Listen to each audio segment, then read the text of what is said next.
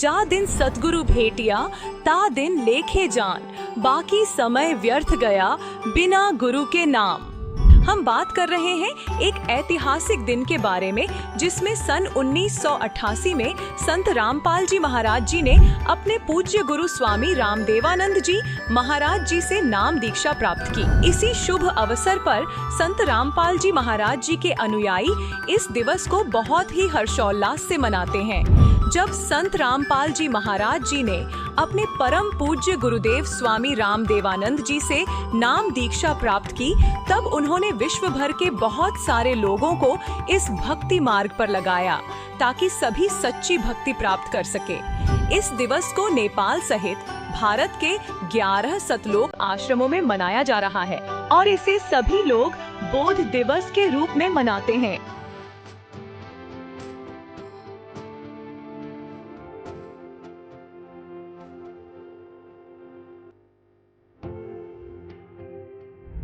यह दिवस 15, 16 और 17 फरवरी सन 2025 को मनाया जा रहा है, जिसमें संत गरीबदास जी महाराज जी की वाणियों का 3 दिवसीय अखंड पाठ, दंत व नेत्र जांच चिकित्सा, विशाल भंडारा, विशाल सत्संग समारोह, निःशुल्क नाम दीक्षा, दहेज मुक्त विवाह और रक्तदान शिविर जैसे अनोखे कार्यक्रम के साथ साथ आध्यात्मिक प्रदर्शनी भी लगाई जाएगी। यह कार्यक्रम विश्व भर के सभी सतलोक आश्रमों में मनाया जाएगा, जिसमें आप सभी सपरिवार सादर आमंत्रित हैं। इस कार्यक्रम का सीधा प्रसारण सतलोक आश्रम श्री धनाना धाम, तहसील गोहाना, जिला सोनीपत, हरियाणा, भारत से आप 17 फरवरी 2025 को सुबह 7:30 से the TV NRI channel, Sant Rampal ji Maharaj live सत्संग यूट्यूब चैनल, जगत गुरु संत रामपाल जी महाराज फेसबुक पेज पर देख सकते हैं।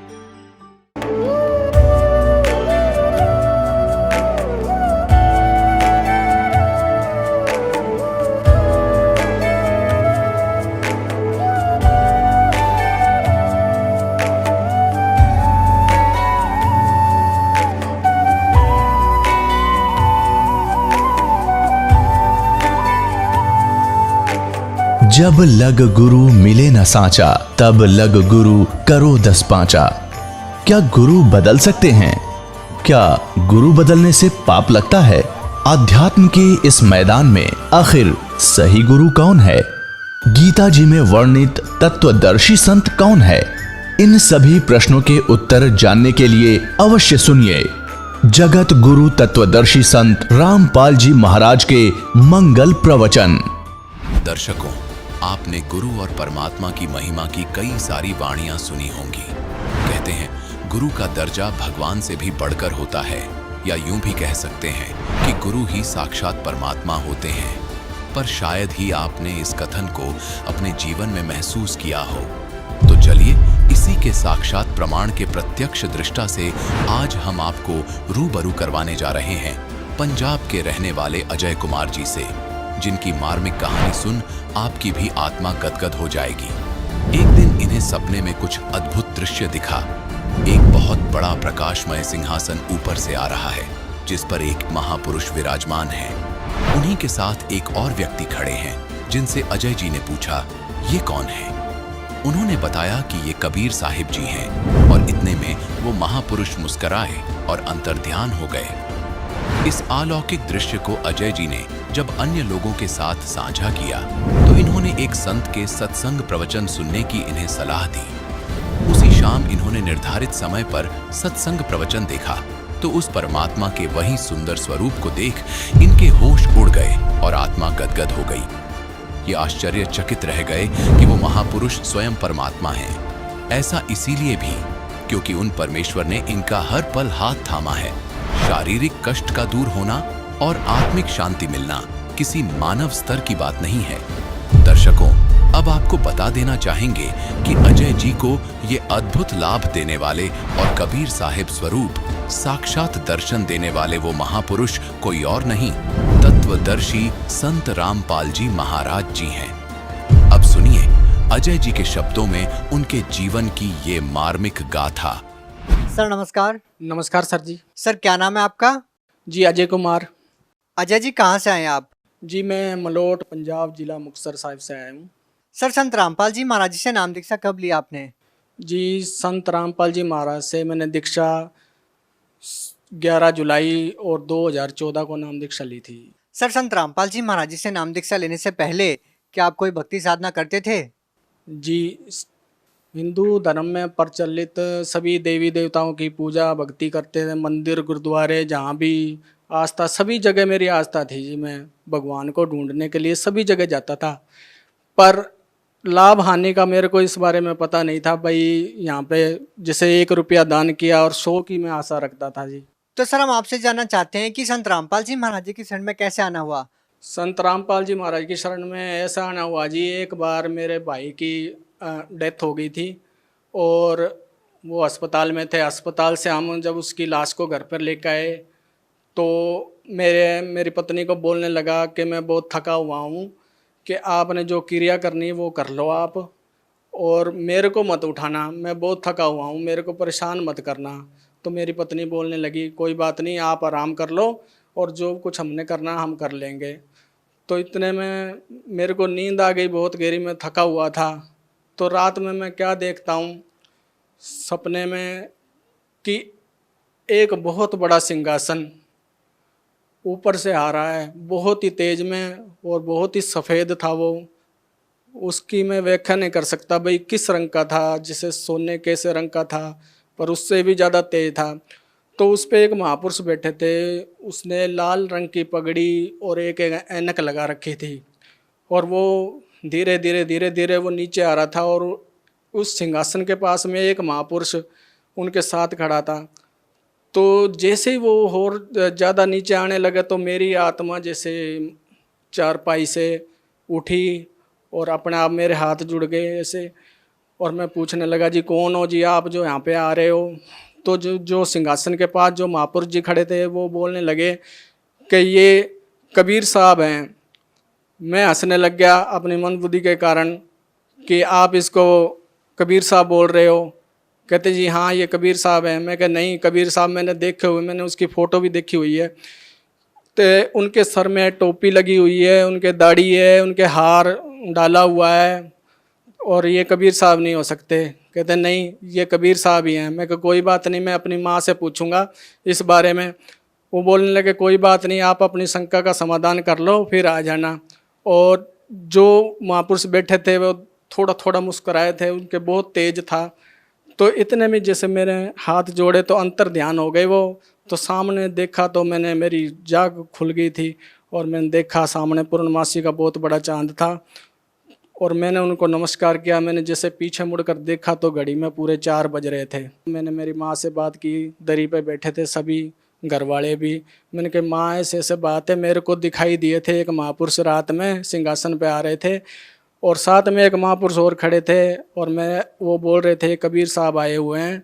मैं बोला ये कबीर साहब ऐसे नहीं हो सकते, उनकी वेशभूषा मैंने देखी हुई है।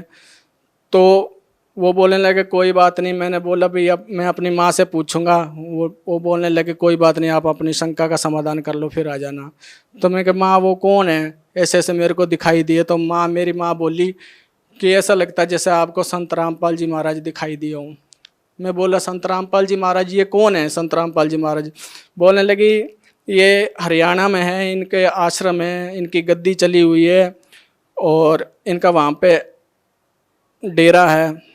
मैं बोलने लगा मेरी माँ के हाथ को पकड़कर, माँ मेरे को वहाँ पे ले चलो, ऐसा लगता है जैसे वो मेरे को कुछ कहना चाहते हों, आप मेरे को प्लीज़ वहाँ पे जल्दी से जल्दी ले चलो।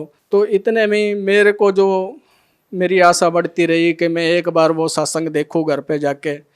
तो उसी दौरान हमारी बातें ख़त्म होने के बाद मैं जुआ खेलने के लिए चला गया, क्योंकि मेरे अंदर बहुत बड़ी बीमारी थी जुआ सट्टा लगाने की, और कई नशे भी मैं करता था, जैसे तंबाकू या शराब वगैरह मैं पीता था।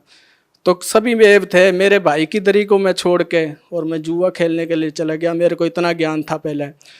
तो उसी दौरान जैसे ही शाम हुई और मैं सत्संग देखने के लिए अपने घर पे बैठा, अपने बेड पे बैठ गया और सामने टीवी लगा लिया। 6 बजे ही मेरे को पता था भी इतने बजे सत्संग आएगा, तो मैं उड़ीक करने लगा। मेरी आशा बढ़ने लगी कि मैं कब आए सत्संग, कब आए। जैसे ही सत्संग आया तो मैंने देखा वहाँ पे कि वही महापुरुष बैठे हैं। मेरे होश उड़ गए। मैंने देखा ये तो वही महापुरुष है जो मेरे को रात में दिखाई दिए थे। हे गुरुजी, वो साथ में जो थे वो भी बता रहे थे कि ये कबीर साहब है, और गुरु उस महापुरुष ने कबीर सागर खोल रखा था, उसमें बता रखा था कि मैं कलयुग में आऊँगा और 13वें पंथ में मैं आऊँगा। तो मैंने देखा तो मेरे पैरों की जमीन खिसक गई, और ये वही महापुरुष उसी तरह ऐनक लगा रखी थी जी। मेरे पे रहा नहीं गया।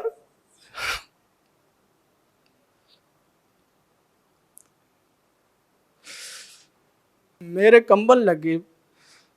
मैंने कहा मैं क्या करूँ अब, मैं मेरे को कोई वहाँ पे ले जाए। इसी दौरान बाकी की मेरे को सत्संग की समझ नहीं लगी, बस मैं उनके चेहरे को देखता रहा। उसी दौरान जैसे सत्संग खत्म होया, मैं फिर जुआ खेलने के लिए चला गया। जुआ खेलने के बाद मैं फिर वहाँ से जीत के आया कुछ पैसे, और मैं दूसरे दिन जैसे मैंने सत्संग देखा तो मैं गुरुजी को दिखा रहा था, गुरुजी मैं 900 रुपये जीत कर लेके आया हूँ, ये 900 रुपये आप इसको उठने मत देना, मैं आपके आश्रम में आऊँगा। मैंने वहाँ पे कपड़े के नीचे रख दिया। मैं कहा गुरुजी ये आपके लिए है, मैं वहाँ पे आऊँगा आपके आश्रम में, और आप इनको सांभ के रखना भाई, ये चोरी ना हो जाए। तो उसी दौरान फिर मेरी तैयारी हो गई। जैसे हम बरवाड़ा आश्रम में वहाँ के तरफ गए, गाड़ी में चले गए, और रास्ते में ही जो मेरे तंबाकू की जो मेरी पुड़ी थी, मैं तंबाकू सेवन करता था। इसी दौरान में जब मैं रास्ते में, तो मैंने तंबाकू की पुड़ी जो वो फेंक दी, और मैंने प्रण ले लिया कि गुरुजी आज के बाद मैं कभी तंबाकू सेवन नहीं करूँगा। जैसे ही मैं आश्रम के अंदर गया तो मेरे को बहुत शांति महसूस हुई। मेरे को भूख लग रही थी, और मैंने जाते ही वो भंडारा किया वहाँ पे, और भंडारा करने के बाद बिना सोचे समझे और मैंने अपना फार्म भरा लिया वहाँ पे, और नाम दीक्षा ले ली। नाम दीक्षा के बाद जैसे ही मैं सत्संग सुनने के लिए वहाँ पे गया तो सत्संग का समय हो गया था। लिखा हुआ था कि जो पहली बार आए हैं यहाँ पे बैठें, तो मैं वहाँ पे बैठ गया। तो गुरुजी के सत्संग की तो मेरे को कुछ समझ नहीं लगी, मेरे को नींद आ रही थी, और सेवादार जो वहाँ का था वो मेरे को बार बार उठा रहा था। तो इसी अचानक जैसे नींद में, और एक है ना जैसे सत्संग खत्म हो गया और एक लाइन लगी, मैं सोचने लगा इनको क्या हो गया, एकदम ही लाइन लगी है। तो मैंने किसी से पूछा, मैंने कि भाई साहब ये लाइन क्यों लगी है? वो कहने लगे ये लाइन गुरुजी के दर्शनों के लिए लगी है। जो भी दर्शन करने के लिए गुरुजी के जाते हैं तो उनके रोग निरोग हो जाते हैं, उनके सब बीमारियां दूर हो जाती हैं, और बहुत भाई लाभ प्राप्त होता है। मैं बोलने लगा मैं भी लग जाऊं? वो बोलने लगा हाँ हाँ क्यों नहीं लग सकते, आप लग जाओ। मैं भी जैसे सबसे पीछे मैं लग गया। तो बहुत समय के बाद जैसे मेरा नंबर आया, पर मैंने जैसे सर नीचे किया तो मेरे एक पहले बहुत बीमारी होती थी माइग्रेन जैसी, मैंने घर पे नहीं बताई थी। तो मेरे सारे सर में जैसे चबके मारते थे, मैं चलता चलता रुक जाता था, हर समय बीपी लो रहता था, ये सारे मेरे चेहरे पे छाइयाँ थी, और ये जो मेरा ये हिस्सा ये इसमें पैरालिसिस वगैरह सुन रहता था ये, और पेट में करीबन 9 पथरियाँ थी मेरे 6 mm की, जो मेरे को हर वक्त परेशान करती थी। पर डर के मारे मैं घर पे बताता नहीं था अपनी पत्नी को, कहीं ये कोई दिल पे ना रख ले। तो मैं जितनी भी मेरी औकात थी 50-100 रुपये की दवाई ले लेता गुप्ती, और मैं अपना इलाज, दर्द गायब हो ना हो बस एक मन में तसल्ली बनी रहती कि मैंने दवाई ले ली, कोई बात नहीं। तो जैसे ही मैं लाइन में गया, गुरुजी के दर्शन हुए, जैसे ही गुरुजी ने मेरे सर पे हाथ रखा, हाथ रखने के बाद और मैं जैसे भंडार घर में आया तो मेरी वो अचानक बीमारियां जो थी वो दूर हो गई, वो दर्द था जो वो दूर हो गया, और इतना हल्कापन हो गया मेरे शरीर में। मैं सोचने लगा ये क्या हुआ मेरे साथ। तो मैं बोलने लगा गुरुजी की कृपा हो गई है। जैसे ही गुरुजी ने सर पे हाथ रखा और जैसे उस भाई ने बताया था वैसे ही हुआ मेरे साथ। फिर मेरे मन में अंदर पाप आ गया, नहीं, एक 2 दिन के लिए ठीक भी हो जाता था, ऐसी कोई बात नहीं। मज़ा तो तब आएगा जब पता लगेगा भाई 3-4 दिन बीत जाएंगे या 1 सप्ताह बीत जाएगा, महीना बीत जाएगा। तो मैं इस पाप को लिए मैं अपने घर पे चला गया। तो मैंने जाके देखा भाई दर्द नहीं हो रहा, तो मेरे अंदर एक अजब सी फील हुई, बहुत हल्कापन महसूस हो रहा था कि मेरे अंदर दृढ़ता बढ़ती जा रही थी गुरु जी के प्रति कि मैं इसको भी बोलूँ, भाई तू भी चल मेरे साथ, भाई तू भी चल मेरे साथ, देख मैं ठीक हो गया, तू भी चल, तू भी ठीक हो जाएगा। जैसे हमने रेंट पे कमरा लिया और उसके बाद ज़्यादा ही वो तंग परेशान करता था, जो वहाँ का मालिक था, शराब पीकर बहुत परेशान करता था। मैं बोला यहाँ से तो मकान खाली करना पड़ेगा, हमारी यहाँ पे नहीं सरेगी, क्योंकि हमारे परमात्मा की जोत लगती है यहाँ पर। वो गाली गलौज वगैरह करता था, बहुत ज़्यादा करता था। तो मैंने इसी दौरान में सोच लिया था मैं कि मैं आज या सुबह इसका मकान खाली कर दूंगा।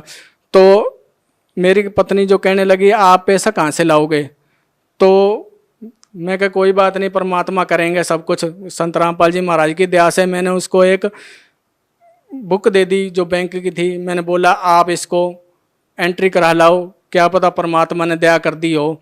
तो बोलने लगी क्या बेवकूफ़ समझ रखा मेरे को आपने, ये थोड़ी भाई एक बार आपके चल ठीक है भाई 20,000 आ गए और आपको बार बार, वो तो किसी आदमी ने डलवाए थे।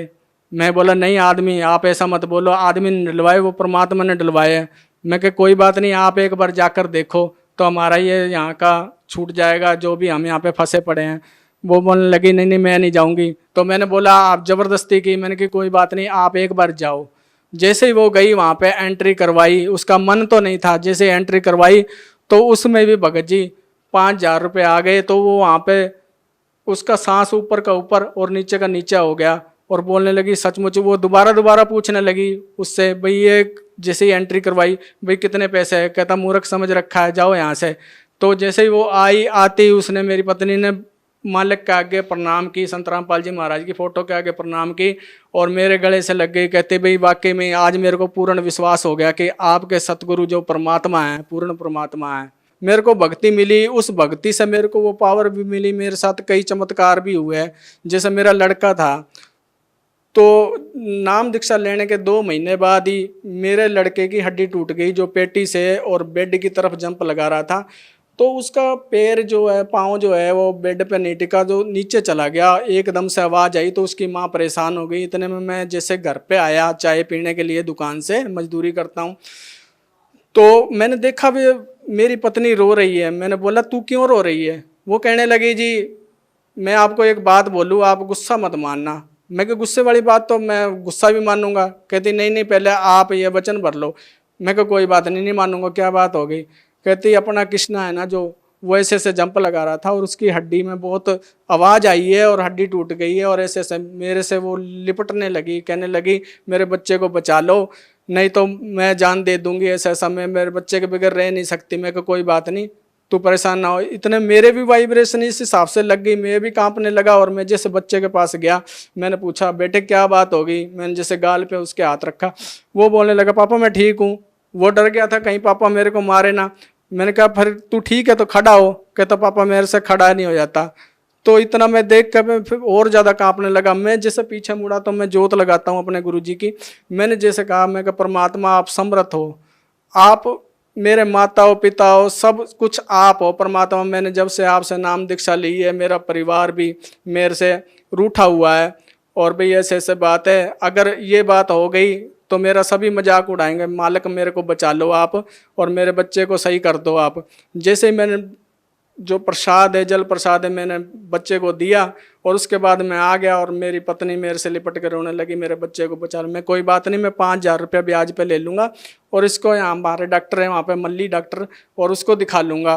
कहती आप किससे लोगे 5,000? में क्या हमारे यहाँ बंटी है कोई लड़का जो फाइनेंस का काम करता है, उससे ले लूँगा। वो कहता है उसने नहीं दिए तो मैं क्या एक और है परब दयाल जिसको पिद्दी वगैरह कहते हैं, और उससे ले लूँगा। कहते उसने भी नहीं दिए। मैं क्या मैं बच्चे की हालत दिखा लूँगा, उसके पैर पकड़ लूँगा, दे देगा, सब दे देगा। कहते कोई बात नहीं आप दे दे, पता नहीं कितना समय लग जाए, आप एक फुल्का खाते जाओ। मैं क्या नहीं मैं नहीं खाऊँगा, हालत बच्चे की ऐसी, फुल्का मैं कैसे खा लूँ? तो मेरी पत्नी कहने लगी आप एक फुल्का तो खा लो, एक रोटी तो खा लो। जैसे ही वो ज़बरदस्ती तोड़ के मेरे मुंह में पाने लगी तो इतने में बच्चा जो मेरा वो उठ के आ गया, कहने लगा पापा मैं भी खाऊंगा आपके साथ ये रोटी। मैंने कहा बेटे तू तो उठ भी नहीं सकता। वो जंप लगाने लग गया और कहने लगा देख पापा मैं ठीक हूँ, मैं ठीक हूँ। मेरी आंखें भर आई और मैंने बच्चे को गले से लगा लिया। मैंने कहा बेटे तू ठीक है? मैंने सारे तरफ देखा तो एक पाँव में तो उसके स्वेलिंग थी और एक पाँव उसका नॉर्मल था। तो मैंने देखा दोनों पाँव नॉर्मल हो गए, तो मैंने तभी संत रामपाल जी महाराज को दंडवत प्रणाम करी और कहा, परमात्मा आप साकार हो, आप जैसा कोई नहीं है धरती दुनिया पे। मेरा आप में और भी विश्वास है जो ज़्यादा दृढ़ हो गया है। सर, आपने कहा कि संत रामपाल जी महाराज जी से नाम दीक्षा लेने के बाद आपकी पथरी ठीक हो गई, आपका माइग्रेन ठीक हो गया, बहुत सारे लाभ आपको मिले। सर, आप भगत समाज को क्या संदेश देना चाहेंगे? जी देखो, भगत समाज को तो क्या मेरी औकात है जी, मैं संदेश दूंगा। बस मेरी सभी भाई बहनों से विनती है कि मानस जन्म जो है दुर्लभ है, ये मिले ना बारंबार। और तरवर से पत्ता जो टूट गिरे बोर ना लगता डार, ये जन्म बार बार आपको नहीं मिलेगा, ये संत नहीं मिलेंगे, माता पिता आपको हर बार मिल जाएंगे, हर जन्म में मिल जाएंगे, पर ये साधना, ये भक्ति, ये और ये तत्वदर्शी संत जो संत रामपाल जी महाराज के रूप में आए हुए हैं, ये आपको फिर कभी नहीं मिलेंगे।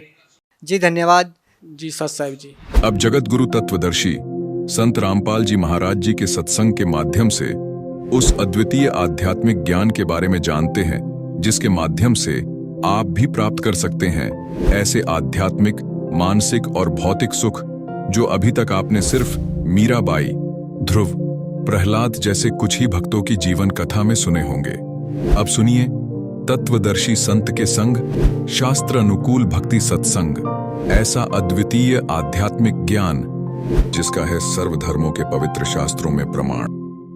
हमने ये जो पढ़ा है ये कुरान मजीद देखा था, अब कुरान शरीफ को फिर लेते हैं, इसका अनुवाद इससे देखेंगे। अब देखो कुरान शरीफ फिर लेते हैं, वो मजीद थी, ये कुरान शरीफ है और इसके अनुवादक प्रकाशक पहले हमने दिखा दिए हैं।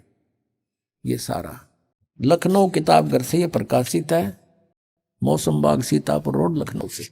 अब हम इसके आते हैं 604 पृष्ठ पे, 604 पृष्ठ पे, और वही है इस कुरान शरीफ सूरत फुरकानी 25। नीचे आते हैं, ये 52 आयत है।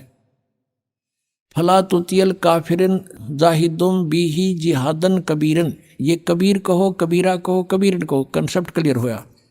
अब ये क्या कहता है यहाँ पर कि ए पैगंबर, कुरान शरीफ का ज्ञान देने वाला अपने पैगंबर को बोल रहा है, तुम काफिरों का कहा न मानना। वो काफिर नहीं मानते भगवान को, वो तो अन्य देवताओं की पूजा करते हैं। और इस कुरान शरीफ की दलीलों से, कुरान की दलीलों से मैं जो तुझे हिदायत दे रहा हूँ, इसके आधार से उनका सामना करना उस कबीर के लिए, जिहादन कबीरन, उस कबीर के लिए, कबीर अल्लाह के लिए संघर्ष करना, लड़ना नहीं।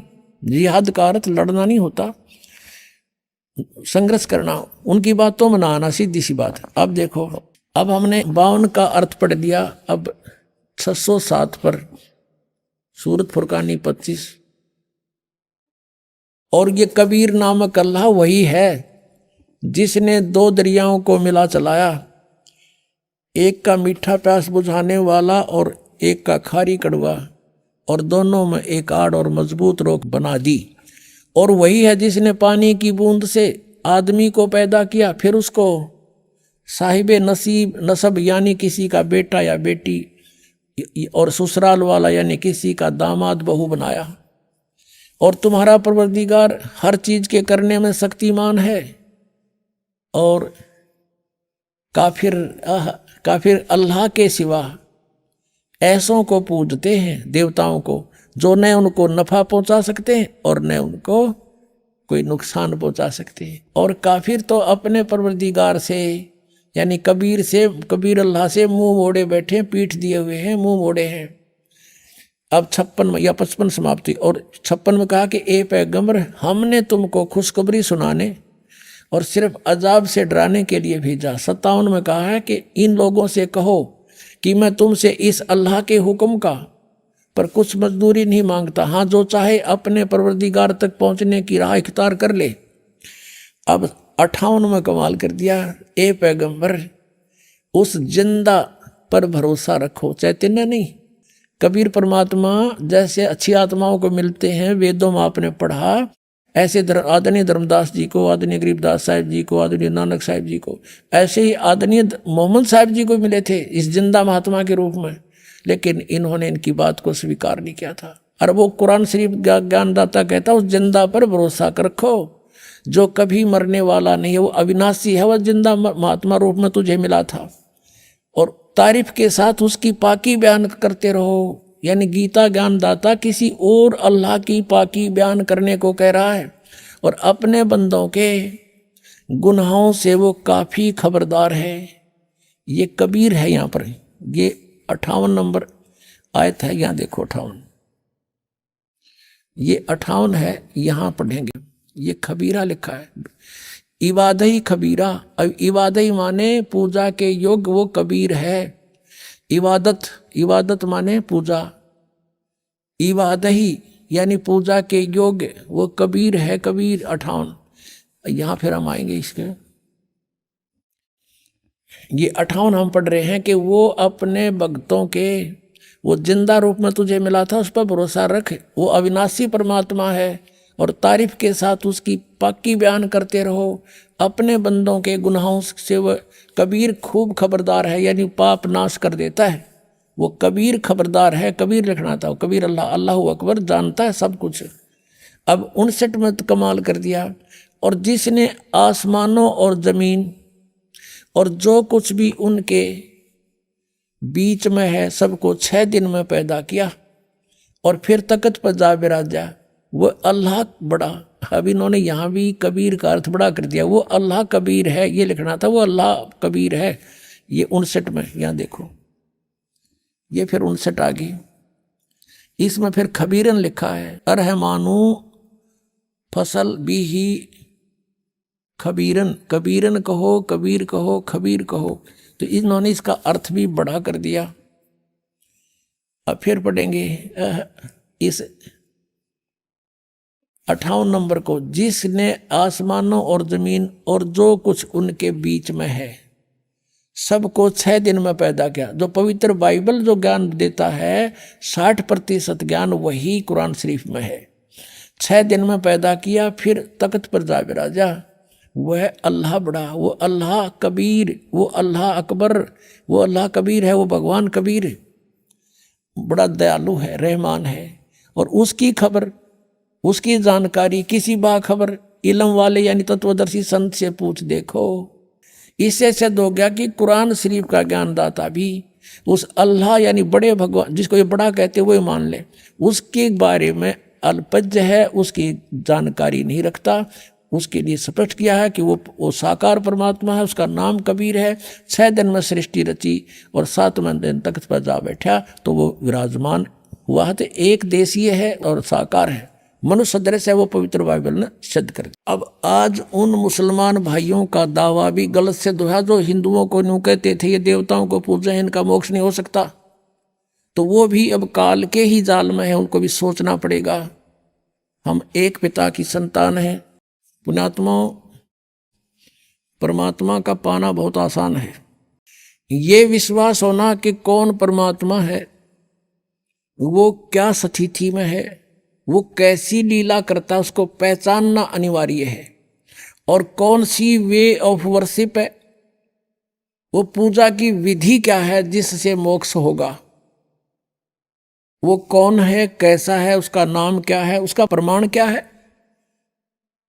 तो उसका प्रमाण सदग्रंथों में है। गीता जी अध्याय नंबर 16 के श्लोक नंबर 23 में कहा कि अर्जुन, जो शास्त्र विधि को त्याग कर मनमाना आचरण करते हैं उनको, उनकी न तो गति होती है यानी मोक्ष नहीं होता, ना उनको कोई सिद्धि प्राप्त होती है और न ही कोई सुख होता है, यूजलेस। 24वें श्लोक में 16वें अध्याय में कहा गीता जी में कि अर्जुन, इससे तेरे लिए अर्जुन शास्त्र ही प्रमाण है कर्तव्य और अकर्तव्य के लिए। कौन सी करनी चाहिए साधना, कौन सी ना करनी चाहिए। किसी के लोकवेद पर विश्वास ना करना। जैसे इन राधा स्वामी वालों का लोकवेद आपने दिखा दो तो हंसी आवे। इनको ये नहीं मालूम सतनाम खान का है कि पीण का, गाटा जोड़ रखा। सतनाम सार नाम भी वही है, सतनाम भी सार, सतनाम को कहते हैं सतपुरुष भी सतनाम, सार शब्द भी सतनाम, और सचखंड भी सतनाम, और सतपुरुष भी सतनाम। ये जाएंगे सतलोक है। थारा गजब भैया। अपनात्माओं, सृष्टि रचना सुनाने के लिए इतनी भूमिका बनाई थी ताकि आपका ये बात यकीन हो, विश्वास हो कि ये दास जो कह रहा है और परमात्मा ने जो कहा दास वही कह रहा है। एक तो आपने इस तत्व ज्ञान को समझने के लिए जो इस आश्रम में आते हैं ये निरसंशय हो जाना कि ये दास जो शब्द बोलेगा वो 100% सत्य होंगे। फिर आपको समझण में आसानी हो जाएगी, इस मन का फतूर ना रहेगा। और ये विश्वास दिलाने के लिए कि दास जो बोल रहा है वो सारी साची है, ये प्रमाण दिखाता हूँ। इन प्रमाणों को समझने के बाद फिर आपको ये भी देख लेना कि कहीं कोई ना प्रमाण दिखा पावे दास, और जो शब्द बोलेगा वो प्रमाणित समझ लेना, तो बहुत शीघ्र समझ में आ जाएगी आपके भगवान की ये परिभाषा। अब ये जो सृष्टि रचना जो दास सुनाने चला था, अब बहुत शॉर्टकट में सुनाऊंगा, 5-4 मिनट में, समय अच्छा हो गया है। पुणात्मा वैसे तो परमात्मा के लिए तो महापुरुषों ने जैसा भी उनके गुरुओं ने बता दिया, शीश देने की तैयारी कर दी, सारा खड़े होकर तप किया, अग्नि के चारों तरफ आग जला के बीच में बैठ के तप किया, घर त्याग दिया, ऊपर को पैर करके साधना की, व्रत भी रखने शुरू कर दिए। जैसे जैनियों में देखो आप, इतने घोर व्रत कराते हैं, उपवास रखवाते हैं, वो भी उनको मंजूर है, एकादे की तो डेथ भी हो जाती है, लेकिन फिर भी वापस नहीं हटते। तो परमात्मा पाने के लिए हमने समय निकालना चाहिए। और ये कथा परमात्मा की सत्यनारायण कथा है, इसको सुनने से भी आत्मा प्रबल होती है, इससे चार्ज होती है, कुछ पाप इस ज्ञान यज्ञ से नाश होते हैं जो दास आपको सुना रहा है। और पहले हम क्या करते थे, जैसे जब ये ज्ञान नहीं था, पहले VCR चाले थे, और एक VCR का एक नाइट का 100 रुपये चार्ज होता था। 3 कैसेट लिया करते, 3-3 घंटे की फिल्म, और शाम ने चालू कर दिया करते 8 बजे, और चाय बनवाए जाते और पिए जाते हैं, और नवाक पाड़े देखे जाते। भाई पूरे 100 रुपये पूरे कराएंगे, तीनों फिल्म चलाएंगे, 9 घंटे चलाते, और लेना एक न देना दो, बकवाद सारी। और यहाँ परमात्मा की कथा अगर 10-20 मिनट पहले ज़्यादा भी हो जा तो हौसले से कथा सुननी चाहिए भगवान की, क्योंकि ये अनमोल रतन आज तक किसी को प्राप्त नहीं हुआ। आप पर वर्षा करवाई भगवान ने। और पहले हम सांग देखने जाया करते गांव में, जो बैठ जाते वो बकवाद करें जाते, और हम रेत में बैठ जाते जहाँ गधे भी ना बैठे, और सुबह देखा करते ना, यहाँ बैठे थे काल रात ने तेरे की, तो दिन में जब देखा भी ना जा, उस रेत में बैठे थे और बकवाद सुना करते थे। और यहाँ सारी सुविधा दी भगवान ने अपने बच्चों को, और ये ज्ञान सुना रहे हैं। आपकी किस्मत का अंदाजा नहीं लगा सकते, कितने पुण्य हैं आपके।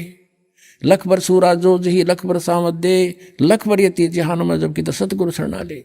बहुत पुण्यकर्मी युगों युगों के तुम रहे हो। आज आपको यहाँ कोई भी कारण बना के से दुखी करके से सुखी करके लाए हैं भगवान। आप पर रहम किया उसने। आपके लिए जो दुख तुम्हें यहाँ लेकर आया, वो दुख भी आपके लिए वरदान होगा कि इसके कारण आपको भगवान मिल गया। और दुख तो इसके दरबार में रहना ही को नहीं। जब विश्वास आपके दृढ़ हो गया था, तो सतलोक के अंदर परमात्मा ने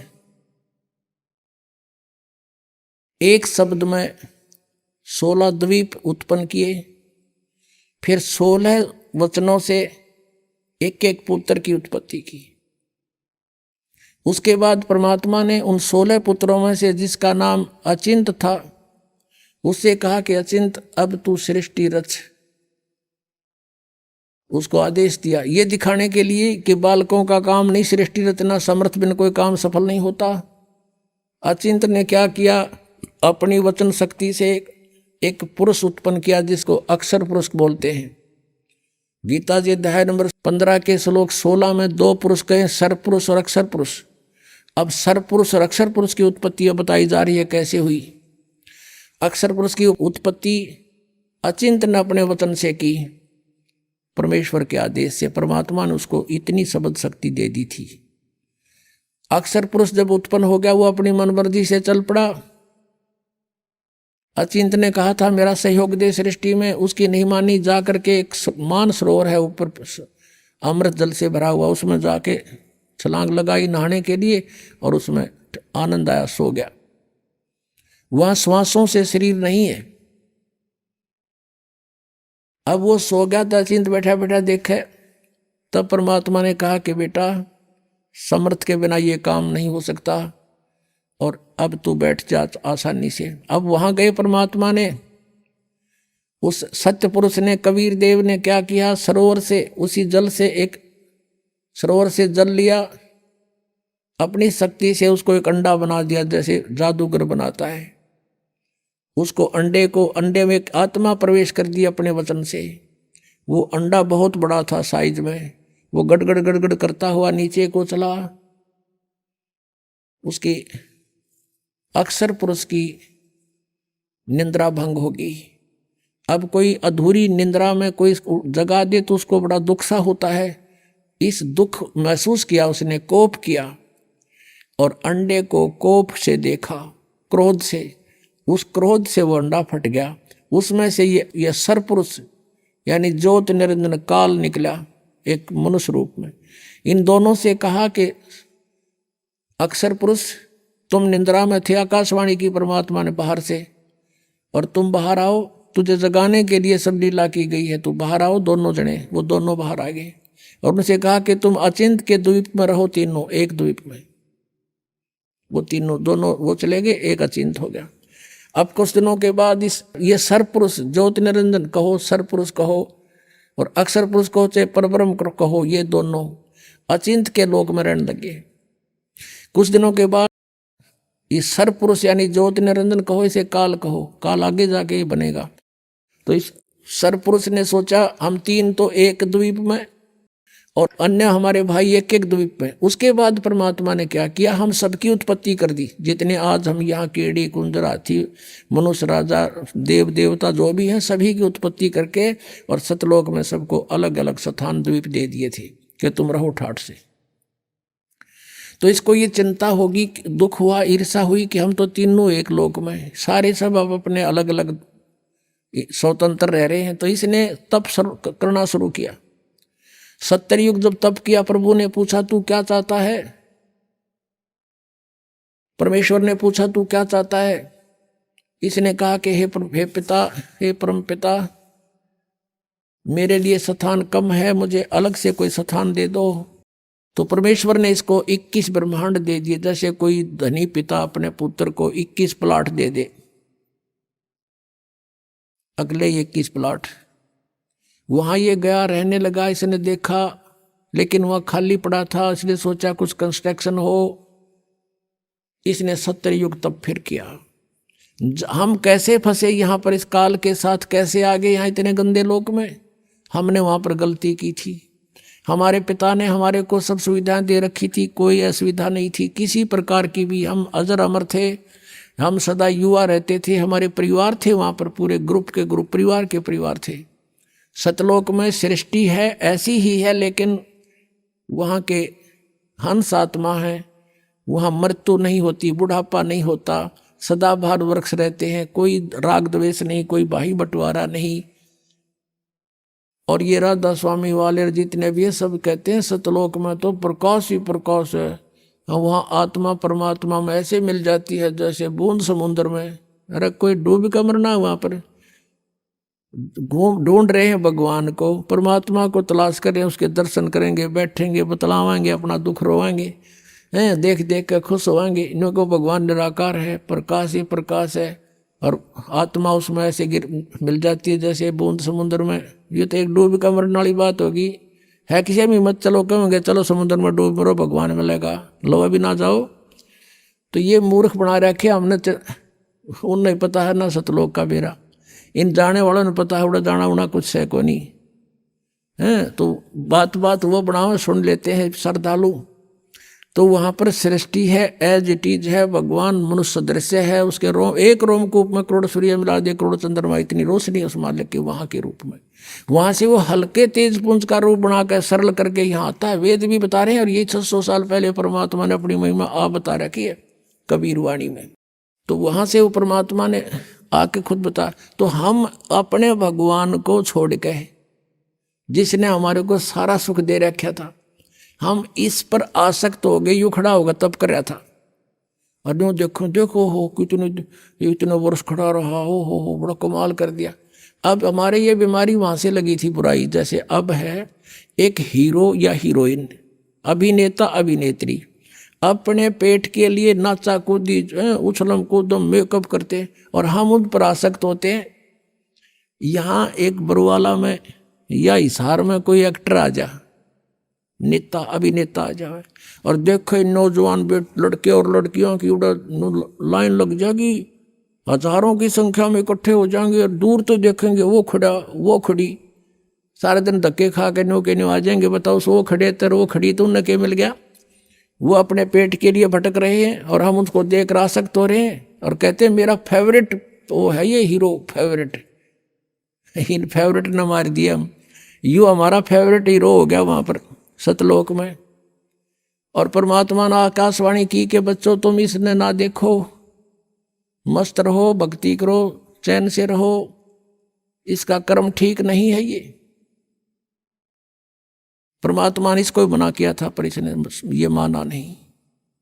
और हमें भी मना किया था कि इसकी तरफ ना ध्यान दो, तुम मस्त रहो, लेकिन हम ऊपर से तो सावधान हो गए पर अंदर से कसक नहीं गई, इसके प्रति कति फिट हो गया, आकर्षित हो गए, अंदर से कसक बन गई जबरदस्त। वो तो अंतर्यामी सारी जानते हैं। जब इसने दूसरी बार तप किया तब पूछा भी क्या मांगता है तू? सत्ययुग तप किया। तब इसने कहा प्रभु मुझे कुछ कंस्ट्रक्शन सामग्री दे दो ताकि मैं कुछ रचना रचूं। परमात्मा ने 5 तत्व और 3 गुण दे दिए कि ले बेटा खेल खिलौनों से। इसने सोचा भी ये भी बना लूंगा, लेकिन जीव नहीं है तो मैं करूंगा क्या, मुझे आत्मा भी चाहिए, कि लेगा दिल नहीं लगे। तब इसने 64 युग तब फिर किया। तब प्रभु ने पूछा क्या मांगता है, बोल। तूने जो मांगा मैंने सब दे दिया। तब इसने कहा कि मुझे कुछ जीव दे दो, आत्मा दे दो प्रभु। अब परमेश्वर ने कहा कि भाई ये आत्मा नहीं दे सकता तुझे किसी भी सूरत में। हाँ तुझे और प्लाट चाहिए और दे दूंगा, ब्रह्मांड 5, 7, 10 चाहिए, ये नहीं दे सकता क्योंकि ये मेरी आत्मा है, मेरे वचन से उत्पन्न हुई है, मेरी हृदय है, ये मेरी आत्मा है, ये नहीं दे सकता तुझे। लेकिन एक शर्त है, यदि कोई स्वयं तेरी सब इच्छा से जाना चाहता है तो जा सकता है, जा पूछ ले। तो हमारे पास आया, जितने हम यहाँ फंसे हुए हैं, हमसे पूछा क्या मेरे साथ तुम चलोगे? अलग से मैंने तप करके अलग से राज्य प्राप्त किया है, वहाँ ऐसे रहेंगे, ऐसे देव बनाऊंगा, महादेव बनाऊंगा, हैं दूधों की नदी बहाऊंगा। अब वहाँ कोई कमी थी हमने, लेकिन बुद्धि भ्रष्ट होगी। हम बोले ठीक है पिताजी आज्ञा दे देंगे तो हम चल पड़ेंगे। अब उसने परमेश्वर कबीर देव से कहा काल ने कि पिताजी कुछ आत्माएं मेरे साथ जाने को एग्री हैं। परमेश्वर ने कहा कि मेरे सामने स्वीकृति दिला दो। परमेश्वर आए वहाँ से स्वयं और हमारे पास आकर खड़े हो गए। परमेश्वर ने कहा कि बोलो भाई कौन जाना चाहता है इसके साथ, हाथ खड़ा करो। अब परमात्मा ने पहले तो हमें मना किया था कि इस पर आसक्त मत हो, हम शर्मिंदे हो गए, नीचे को मुंह कर लिया, कोई नहीं बोला, सन्नाटा छा गया। तब परमेश्वर ने कहा कि रे तो आप तो कह रहे, तू तो कह रहा था ये बहुत कुछ मेरे साथ जाने वाले हैं, ये तो कोई बोलता ही नहीं, झूठ बोलता था तू। इतने में एक आत्मा ने सोचा कहीं बात ना बिगड़ जाए, हिम्मत सी करके खड़ा हो गया। खड़ा होकर कहा कि प्रभु मैं जाना चाहता हूं इसके साथ। अब पीछे फिर हमने सोचे कि ये अकेला लूट जा लूट, फिर तो हम देखा जैसे बच्चे स्कूल में एक हाथ खड़ा कर ले, सारे कर लिया अगर नो नो नो, तो हम सब खड़े हो गए और दोनों हाथ कर दिए, हम भी जाना चाहते, हम भी जाना चाहते। परमेश्वर ने कहा भाई ठीक है, मैंने इनके नंबर नोट कर लिए इन आत्माओं के, किस किस ने स्वीकृति दी है, और आप अपने लोक में जा। इनको मैं विधि से भेजूंगा, एज इट इज नहीं भेज सकता। तो क्या किया परमात्मा ने, हमें बीज रूप बनाया सूक्ष्म, और जिसने सबसे पहले काल के साथ आने की स्वीकृति दी थी उसको एक लड़की का रूप बना दिया, युवा लड़की, युवती, खूबसूरत लड़की बना दिया जो आगे चल के दुर्गा कल आई। और उसके अंदर हम सब आत्माओं को फीड कर दिया अपने वचन से, और उससे कहा कि बेटी मैंने तुझे सब शक्ति दे दी है, परमेश्वर कबीर देव जी ने कहा। और जितने जीव ये ब्रह्म कहे, सरपुरुष कहे, उतने तो उत्पन्न कर देना, तेरे वचन में शक्ति दे दी, तू वचन से भी उत्पन्न कर सकती है। अपने पुत्र सहजदास से कहा कि पुत्र जा अपनी बहन को ज्योत निरंजन के पास छोड़ के आ, सरपुरुष के पास। उसके ब्रह्मांड, ये सभी ब्रह्मांड वहीं थे सतलोक के अंदर। ये वहां खड़ा था। सहजदास उस लड़की को लेकर गया, प्रकृति को, दुर्गा को, और वहां जाकर कहा कि ले पिताजी का आदेश है, ज्योति निरंजन, जितनी भी आत्माओं ने तेरे साथ आने की स्वीकृति दी थी उन सबको इसके अंदर फीड कर दिया, भगवान ने भर दिया, और इसको वचन शक्ति दे दी है, जितने जीव तू कहेगा ये वचन से बना दिया करेगी। और ऐसा कहकर सहजदास वापस आ गया। अब ज्योति निरंजन ने देखा इस ब्रह्म ने, सरपुरुष ने, युवा लड़की, अपनी आत्माओं, ये यहाँ बलात्कार और ये बकवादें जो हैं ये हमारे अंदर, इस मन वहीं से घर कर गई थी। इस काल में ये मन रूप में सबके अंदर विद्यमान हो गया, इसने ऐसा एलिमेंट छोड़ दिया हमारे अंदर, इसके अंदर ये दोष आ गया। एकांत में अकेली युवती को देखकर इसने उसके साथ जुल्म करना चाहा। लड़की भी भांप गई इसके इरादे को और कहा कि ज्योति निरंजन बात सुन, तू मेरा बड़ा भाई, तू मेरे से पहले उत्पन्न हुआ, अंडे से परमात्मा का ही उत्पन्न किया हुआ है और उसी से मेरा जन्म हुआ। तू मेरा बड़ा भाई, मैं तेरी छोटी बहन, बहन भाई का यो क्रम अच्छा नहीं होता, तू जुल्म ना करे। पिताजी ने मुझे शब्द शक्ति दे रखी है, वचन शक्ति, जितने जीव कहेगा मैं बना दूंगी। इसने एक नहीं सुनी, हद से आगे बढ़ गया। लड़की ने अपनी इज्जत सुरक्षा के लिए कुछ ना पाया तो उसने छोटा रूप बनाया और इसने बकवाद के लिए मुंह खोल रखा था, मुंह के माध्यम से पेट में चली गई। वहां से परमेश्वर कबीर देव अपने पिता से पुकार की, भगवान मेरी रक्षा करो।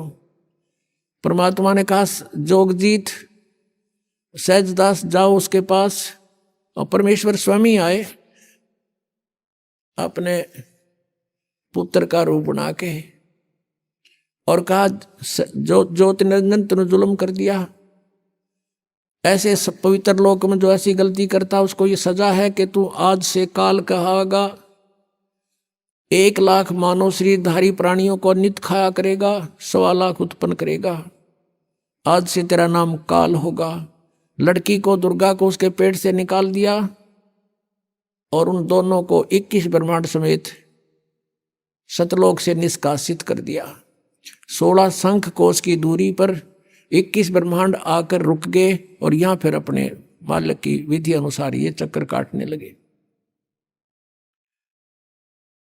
अब काल ने फिर सोचा कि अब मेरा कौन के बिगाड़ेगा, जो इन्होंने सजा देनी थी मुझे दे दी।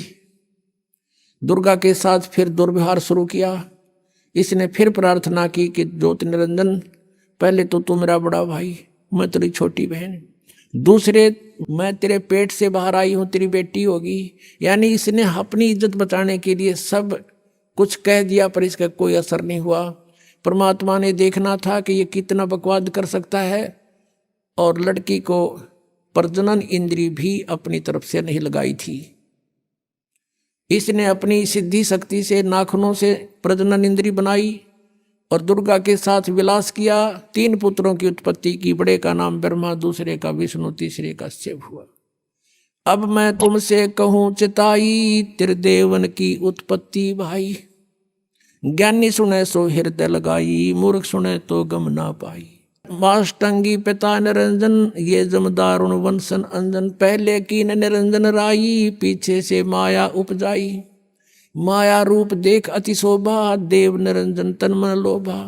निरंजन की ने भोग विलासा, माया को रही तब आशा। 3 पुत्र अष्टंगी जाए, ब्रह्मा विष्णु शिव नाम धराए।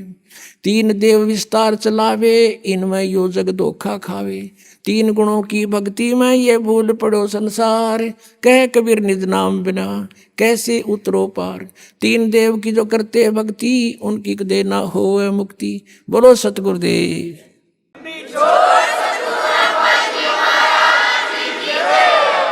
परम पिता परमात्मा पूर्ण ब्रह्म सर्व सृष्टि रचनहार कबीर देव कबीर साहिब, ये हम सभी आत्माओं के पिता हैं, हमारे जनक हैं, ये हमारे हितैषी हैं, हमदर्द हैं। और हम जिस लोक में रह रहे हैं ये अपना मूल ठिकाना नहीं है। हम यहाँ के वासी नहीं हैं। यहाँ हम सुखी नहीं हो सकते, और जिन आधारों को हम सुख मान रहे हैं, निसंतान सोचता है मुझे संतान हो जावे मैं सुखी हो जाऊंगा, निर्धन सोचता है मैं धनवान हो जाऊं सुख होगा, धनवान को सुख सपने में भी नहीं होता। धनवान सोचता है राजा लोग सुखी होंगे, राजा सोचते हैं कि स्वर्ग के देवता सुखी होंगे, देवता सोचते हैं कि इंद्र स्वर्ग का राजा सुखी होगा, इंद्र सोचता है ब्रह्मा विष्णु महेश सुखी होंगे, और ब्रह्मा विष्णु महेश उनका जीवन देख लो, सुख का सांस नहीं। श्रीमद् देवी भागवत के अंदर स्वयं भगवान विष्णु ब्रह्मा जी से कह रहे हैं, ब्रह्मा जी पूछ रहे हैं कि आप तो सर्वेश्वर हो, आप भी ध्यान क्यों लगाए बैठे हो, किसका ध्यान करते हो, किस देवता की पूजा करते हो। भगवान विष्णु कहते हैं मैं दुर्गा का ध्यान करता हूं, देवी का, शक्ति का, और मेरे विचार में, मेरे जानकारी में इससे बड़ी कोई शक्ति नहीं, इससे बड़ा कोई प्रभु, कोई देव नहीं। और मैं अधिकतर तप करता रहता हूं, तप करने से फुर्सत मिलती है तो मैं फिर ज्यादातर राक्षसों को मारने के लिए युद्ध करता रहता हूं। थोड़ा बहुत सौभाग्य मिलता है, कुछ समय मिलता है, कुछ देर लक्ष्मी के पास रह पाता हूं। इससे सिद्ध है कि ब्रह्मा विष्णु महेश सुखी नहीं। तो पुण्यात्माओं, आप यहां सुख की चाह करते हो, ये भूल पड़ी है आपके। परमात्मा कहते हैं तन दर सुखिया कोई न देखा, जो देखा सो दुखिया हो, उदय अस्त की बात करते हैं, मन सबका किया विवेक का हो, सबका किया विवेक का हो। तन दर सुखिया कोई न देखा, जो देखा सो दुखिया हो, उदय अस्त की बात करते हैं, मन सबका किया विवेक का हो, सबका किया विवेक का हो। अभी आपने सुने संत रामपाल जी महाराज के मंगल प्रवचन। आइए अब सुनते हैं संत रामपाल जी महाराज से नाम दीक्षा लेकर सतभक्ति करके अद्भुत लाभ प्राप्त करने वाले अनुयायी के विचार। दर्शकों, जीवन की कठिनाइयों और परेशानियों से तो आज हर मानव परेशान है। खासकर एक परिवार के पिता का दुख तो बस वही जान सकता है। अगर उनके सामने ही उनके बच्चों पर मृत्यु का कहर सवार हो जाए तो काफी दुख दर्द का सामना करना पड़ता है। अगर इसी बीच उन्हें पूर्ण परमात्मा समर्थ शक्ति का सहारा मिल जाए तो उसकी परेशानियां फिर भगवान हवाले हो जाती हैं। कुछ ऐसी ही जीवन कहानी है छत्तीसगढ़ के ईशुराम साहू जी की। 30 दिसंबर 2017 बना इनके जीवन को बदल देने वाला दिन, जिस दिन इन्हें प्राप्त हुई उस समर्थ शक्ति की शरण जिसके हवाले इन्होंने भी अपनी जीवन की चिंताएं छोड़ दी। आप सुनकर हैरान हो जाएंगे कि उस समर्थ शक्ति ने इनके मृत हो चुके लड़के को जीवित कर दिया, इनकी माताजी की बवासीर की समस्या पूर्णतः ठीक कर दी, पिताजी की जीवन रक्षा की और इनकी नशे की बुरी आदत भी छुड़वा दी। ये सब लाभ आज के समय में किसी चमत्कार से कम नहीं है। आपको बता दें कि ये सर्व लाभ ईशुराम जी को उनके गुरुदेव तत्वदर्शी संत रामपाल जी महाराज जी की असीम दया से ही संभव हो पाए। सुनिए ईशुराम जी के चमत्कार भरे जीवन की सच्ची कहानी उन्हीं की जुबानी। सर नमस्कार। नमस्कार सर जी। सर क्या नाम है आपका? सर मेरा नाम ईशुराम साहू है। सर कहाँ से आए हैं आप? सर मैं ग्राम केसला, पोस्ट अर्जुनी, तहसील डोंगरगांव, जिला राजनांदगांव, छत्तीसगढ़ से आया हूँ जी। सर संत रामपाल जी महाराज से नाम दीक्षा कब लिया आपने? सर संत रामपाल जी महाराज जी से मैंने नाम दीक्षा 30 दिसंबर 2017 को ली जी।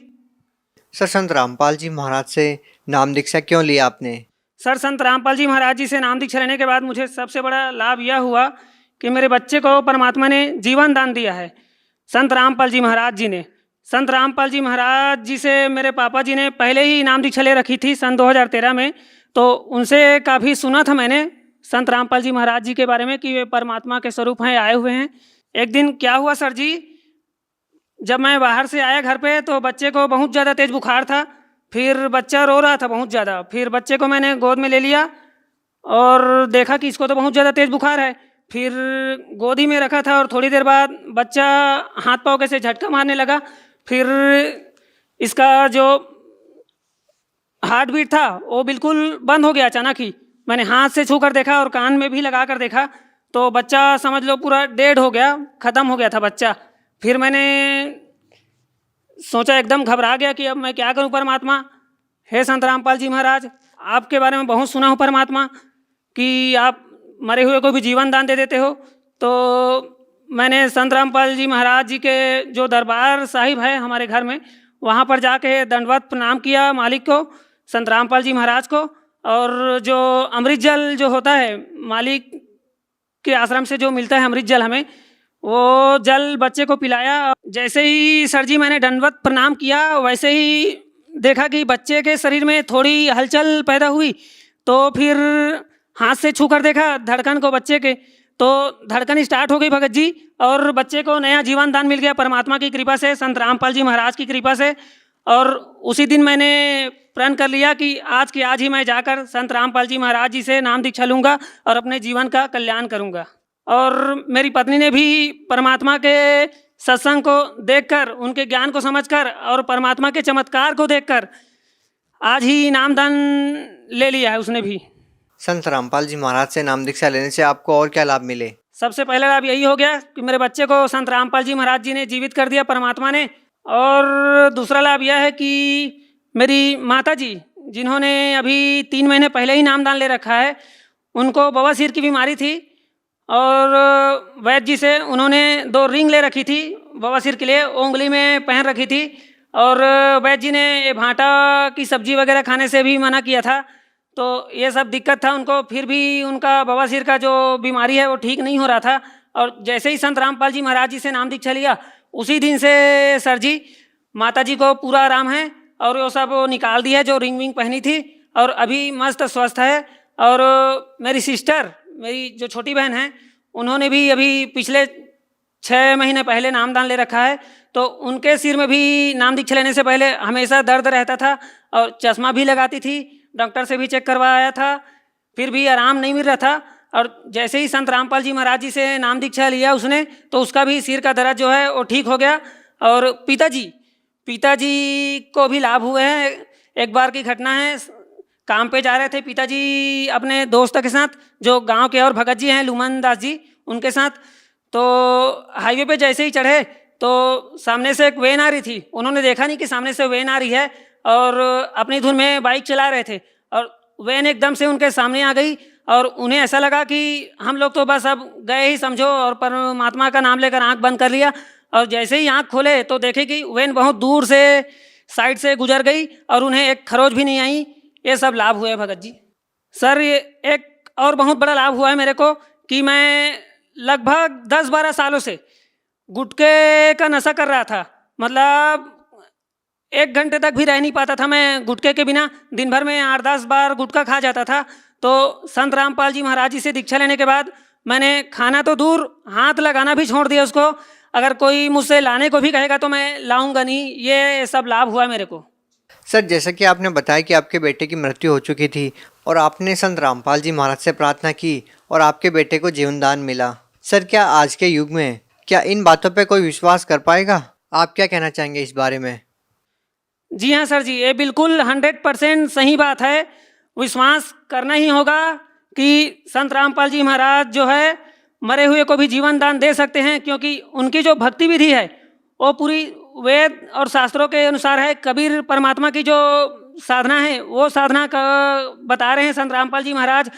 जिस मंत्र से मुर्दे को भी जीवित किया जा सकता है। और परमात्मा कबीर साहब ने भी पहले 600 वर्ष पहले जब आए थे तो उन्होंने भी बहुत सारे चमत्कार किए थे, कमाल और कमाली को जीवित कर दिए थे। तो वही शक्ति संत रामपाल जी महाराज जी के अंदर भी है। कमी तो हम में है सर जी कि जो हम उनकी सही भक्ति नहीं कर पाते। अगर हम मर्यादा में रहकर उनकी सही भक्ति करें तो ये सब लाभ होंगे ही होंगे। सर जैसे कि मैंने आपको बताया कि परमात्मा संत रामपाल जी महाराज जी ने मेरे बच्चे को जीवन दान दे दिया और पिताजी को भी सड़क में दुर्घटना से बचा लिया और मेरी जो बहन है उनका भी सिर दर्द ठीक हो गया नामदान लेने के बाद, और माता जी का जो बवासीर का रोग था वो भी ठीक हो गया, और आर्थिक स्थिति जो पहले वीक थी नामदान लेने से पहले, अब परमात्मा ने ऐसा ज्ञान दे दिया है कि संत रामपाल जी महाराज जी से नाम लेने के बाद मेरा नशा छूट गया और आध्यात्मिक लाभ मिला और आर्थिक लाभ भी मिला और मन की शांति मिली। सर लोग भक्ति इसीलिए तो करते हैं कि उनको लाभ हो, उन्हें सही मार्ग मिले। सर भगत समाज को क्या संदेश देना चाहेंगे?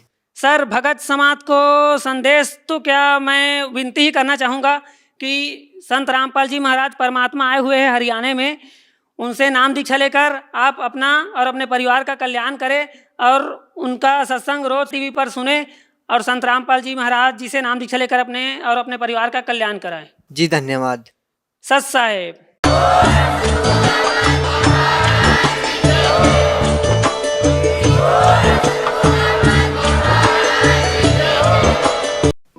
आप सुन रहे थे जगत गुरु तत्वदर्शी संत रामपाल जी महाराज के मंगल प्रवचन।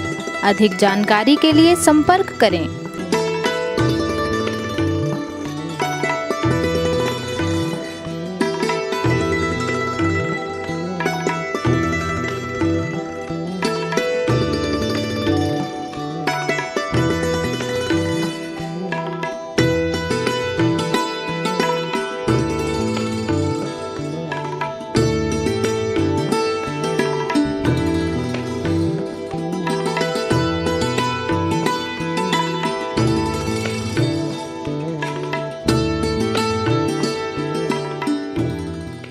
जा दिन सतगुरु भेटिया ता दिन लेखे जान, बाकी समय व्यर्थ गया बिना गुरु के नाम।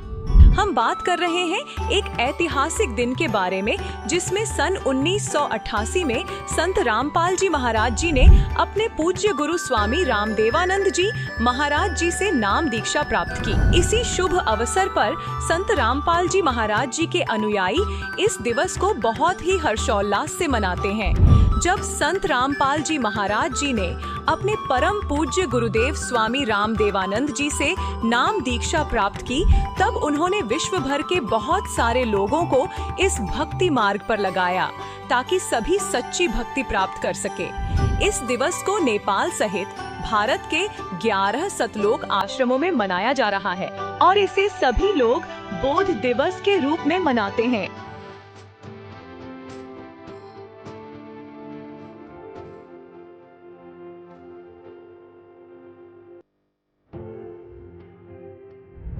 यह दिवस 15, 16 और 17 फरवरी सन 2025 को मनाया जा रहा है, जिसमें संत गरीबदास जी महाराज जी की वाणियों का 3 दिवसीय अखंड पाठ, दंत व नेत्र जांच चिकित्सा, विशाल भंडारा, विशाल सत्संग समारोह, निःशुल्क नाम दीक्षा, दहेज मुक्त विवाह और रक्तदान शिविर जैसे अनोखे कार्यक्रम के साथ साथ आध्यात्मिक प्रदर्शनी भी लगाई जाएगी। यह कार्यक्रम विश्व भर के सभी सतलोक आश्रमों में मनाया जाएगा, जिसमें आप सभी सपरिवार सादर आमंत्रित हैं। इस कार्यक्रम का सीधा प्रसारण सतलोक आश्रम श्री धनाना धाम, तहसील गोहाना, जिला सोनीपत, हरियाणा, भारत से आप 17 फरवरी 2025 को सुबह 7:30 से the TV NRI channel, Sant Rampal ji Maharaj live सत्संग YouTube चैनल, जगत गुरु संत रामपाल जी महाराज फेसबुक पेज पर देख सकते हैं।